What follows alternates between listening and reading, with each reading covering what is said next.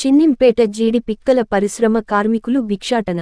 చిన్నింపేట inter snap cashew India private limited జీడిపిక్కల పరిశ్రమ తెరిపించి 409 మంది ఉపాధి కాపాడాలని కార్మికుల పరిశ్రమ ముందు ధర్నా చేస్తున్నారు.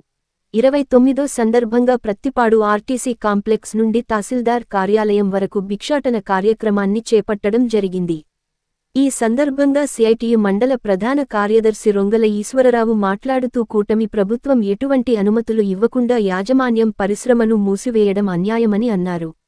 ఈ పరిశ్రమపై సుమారు 10 సంవత్సరాలుగా 409 మంది ఉపాధి పొందుతున్నారని, ఈ కార్మికులను తొలగిస్తే కుటుంబాలు ఎలా బతుకుతాయని ఆవేదన వ్యక్తం చేశారు.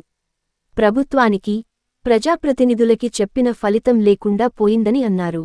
సీఎం చంద్రబాబు నాయుడు మీడియాతో రాష్ట్రానికి పెద్ద ఎత్తున పెట్టుబడులు వస్తున్నాయని, యువతకు ఉద్యోగ అవకాశాలు ఇస్తామని చెబుతున్నారని, మరొక పక్క ఉన్న పరిశ్రమలు మూసేస్తే ఎలా అని నిలదీశారు. ప్రభుత్వం తక్షణమే స్పందించాలని, ప్రభుత్వమే పరిశ్రమను తీసుకుని నడిపించాలని అన్నారు. యాజమాన్యం వచ్చారు, ఎందుకు మీరు మూసేరని చెప్పి కారణం అడిగితే వాళ్ళు ఒకటే చెప్తా ఉన్నారు, దక్షిణ కొరియా కంపెనీ అక్కడ ఉన్న దేశం రా మెటీరియల్లో అనుమతి లేదు, నిషేధిస్తా ఉన్నారని చెప్పారు. మేము ఒక లెటర్ అడిగాం, లెటర్ ఇవ్వండి, అనుమతి ఇవ్వకపోతే అని చెప్తే ఆ లెటర్లో ఏముందంటే 2024 ఆగస్టు వరకు మాత్రమే నిషేధించడం జరిగింది. తర్వాత రా మెటీరియల్లో మేము అనుమతిస్తామని చెప్పిన ఉద్దేశపూర్వకంగా యాజమాన్యం మాత్రం కంపెనీని మూసివేయాలని చెప్పేసి మూసివేయడం జరిగింది. కాబట్టి ఈరోజు ప్రభుత్వం ఇస్తున్న అనేక కరెంటు రాయితీ గాని, ల్యాండ్ రాయితీ గాని, లోన్లు గాని ప్రభుత్వం నుంచి ఈ యజమానులు తీసుకుంటారు. ఈ లాభాలు వచ్చిన తర్వాత ఈ రోజు కార్మికులకి ఈ రోజు రోడ్డు మీద పడిసేసి వెళ్ళిపోతారా అని చెప్పి ఈ రోజు మేము ఆవేదన వ్యక్తం చేస్తా ఉన్నాం. తక్షణమే ఓ పక్క నుంచి ప్రభుత్వం చెప్తా ఉంది, కొత్త పరిశ్రమలు తీసుకొస్తున్నాం, 25,000 కోట్ల రూపాయలు కొత్త పెట్టుబడులు వస్తున్నాయని చెప్పేసి సీఎం గారు మొన్ననే స్టేట్మెంట్ ఇచ్చారు. సంతోషం, కొత్త పరిశ్రమలు రండి, కానీ ఉన్న పరిశ్రమలు కొనసాగించాలని చెప్పి ఈ రోజు మేము కోరుతా ఉన్నాము. అందుకని ఉన్న పరిశ్రమలు కూడా కాపాడండి, అందులో పనిచేసే కార్మికుల్ని ఈ రోజు ఉపాధి కాపాడాలని చెప్పి కోరుతా ఉన్నాం. 29 రోజులుగా పరిశ్రమ ముందు మేము పోరాడుతున్న కనీసం అధికారులు గాని, ప్రజాప్రతినిధులు గాని వచ్చి కనీసం మేము అండగా ఉన్నామని చెప్పి ఏ ఒక్కరు కూడా రాలేదు. ఇది చాలా బాధాకరం. కాబట్టి కార్మికులకి అండగా నిలవాలి.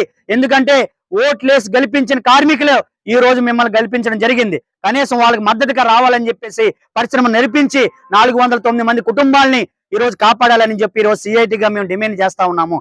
అలాగే కార్మికులు ఇంచుమించుగా 40 సంవత్సరాలు దాటిన వాళ్ళు ఎక్కువ మంది ఉన్నారు. సర్వీస్ దగ్గరికి వచ్చింది, 10 సంవత్సరాలుగా పనిచేస్తా ఉన్నారు. వీళ్ళు ఎక్కడికి పోవాలి?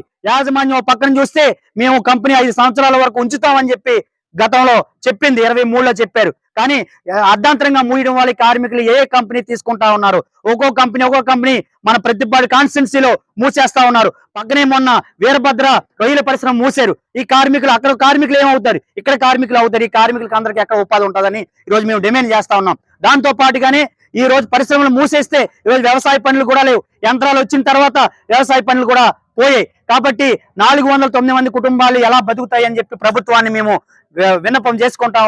ఈ రోజు కార్మికులు భిక్షాటన కార్యక్రమాన్ని ప్రతిపాడు పట్టణంలో చేయడం జరిగింది. తక్షణమే ప్రభుత్వం జోక్యం చేసుకుని కార్మికులకు ఉపాధి కాపాడాలి, 409 మందికి ఉపాధి ఇవ్వాలని, పరిశ్రమ తెరిపించాలని, చట్ట వ్యతిరేకంగా మూసిన యాజమాన్యంపై కఠిన చర్యలు తీసుకోవాలని ఈరోజు విజ్ఞప్తి చేస్తా ఉన్నాం. సిఐటియు మండల ప్రధాన కార్యదర్శి రొంగల ఈశ్వరరావు.